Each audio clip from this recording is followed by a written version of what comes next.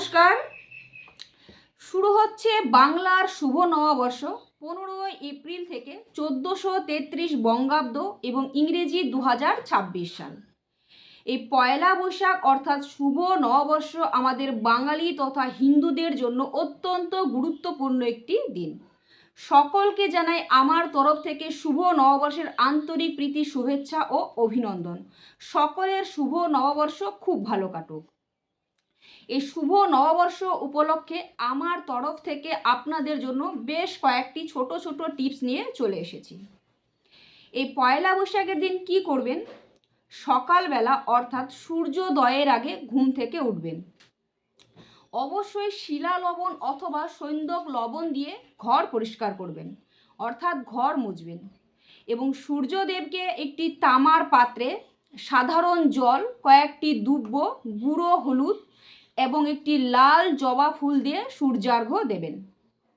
এই দিন আপনারা সাদা অথবা হলুদ কালারের পোশাক পরিধান করবেন। এই দিন কি করবেন?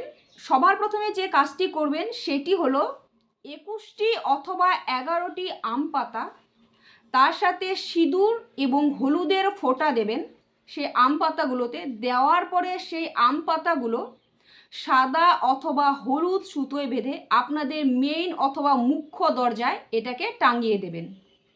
অবশ্যই মুখ্য দরজায় স্বস্তিক চিহ্ন এঁকে দেবেন।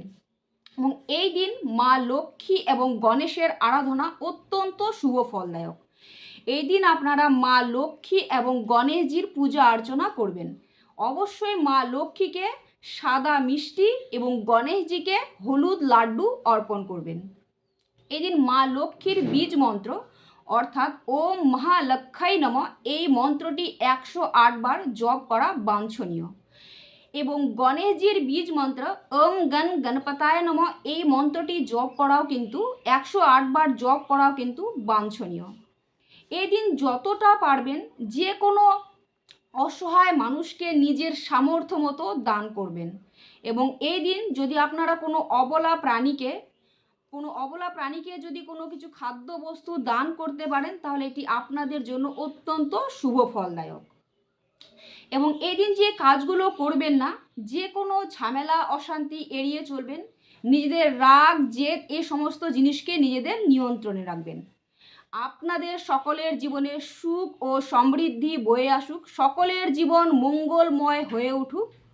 এবং আবারও বলছি, আমার তরফ থেকে সকলকে জানাই শুভ নববর্ষের আন্তরিক প্রীতি, শুভেচ্ছা ও অভিনন্দন। সকলের শুভ নববর্ষ খুব ভালো কাটুক।